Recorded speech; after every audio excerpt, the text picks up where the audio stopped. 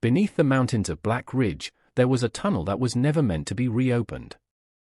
Locals called it Raven's Passage, but no one said that name twice.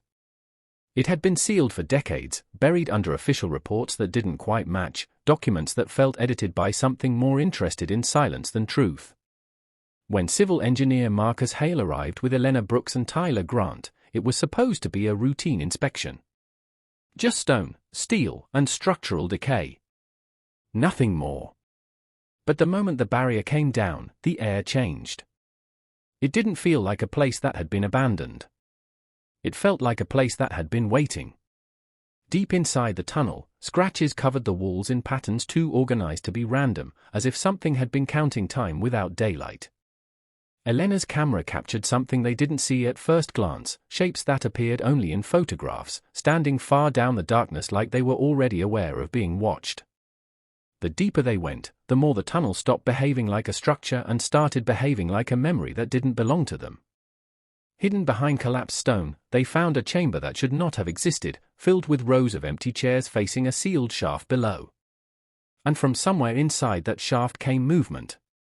Not footsteps exactly, more like the suggestion of something shifting, adjusting, listening back. After that, the tunnel began to respond. Voices appeared in places that had no source, calling each of them by name with impossible familiarity. Tyler swore he heard his own voice answering before he even spoke. Elena stopped trusting her camera. Marcus stopped trusting silence. Because silence wasn't empty anymore. It was occupied. Old records revealed what the town refused to speak about. Workers vanished. Entire crews reported encounters with familiar faces deep underground, people who shouldn't have been there, standing just out of reach. The official recommendation had been simple: seal it permanently. Not because it was unsafe in the normal sense, but because something inside it was imitating the world above with too much accuracy. When they finally descended into the cavern below, reality stopped feeling consistent.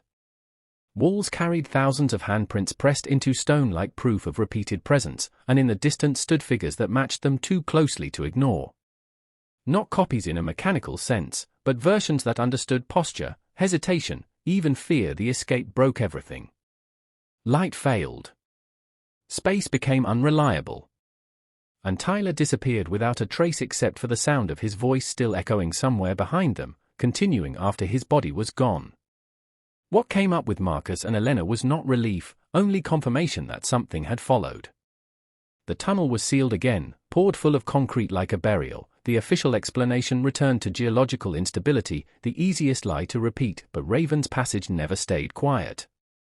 People near the mountain still report hearing faint scratching beneath the ground, slow and patient, like something learning how to get the surface right this time.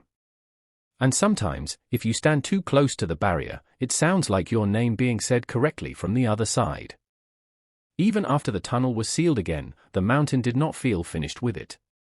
Marcus Hale tried to return to normal life, but normal stopped behaving like something he could step back into. Every quiet place started to sound slightly wrong, as if silence itself had developed a second layer underneath it. Elena Brooks stopped publishing her work entirely, locking away every image she took inside Raven's Passage, refusing even to look at them alone. Tyler Grant was officially declared missing, but there was no closure in that word anymore. It felt incomplete, like the system didn't know what it had actually lost. Weeks passed, then months, but the recordings began anyway. Marcus first noticed it in archived audio from the tunnel inspection, files that should have been clean. Between the static, there were moments where breathing could be heard that did not belong to anyone on the team. Sometimes it matched Marcus exactly. Sometimes it answered before he spoke. Elena found similar distortions in her photographs, subtle changes in shadow positions that should not have shifted between frames, and then came the part they never admitted publicly. Marcus received a call with no caller ID, late at night, filled with heavy silence before a voice spoke his name perfectly, in Tyler's tone. Not distorted. Not robotic. Just wrong in how accurate it was. The call ended before he could respond, but the number remained unreachable, as if it had never existed in the first place. Elena experienced it differently. She began noticing reflections that didn't delay properly. In mirrors, in windows, even in black screens, there were brief moments where her reflection smiled a fraction too early. Not fully wrong, just slightly out of sync, like something practicing how to appear human without being noticed. Marcus eventually returned to the sealed tunnel site, against every logical decision he still trusted. The concrete barrier remained intact, reinforced and official, but the ground around it had changed. Fresh scratches appeared near the base overnight, too organized to be natural erosion, forming patterns that resembled names.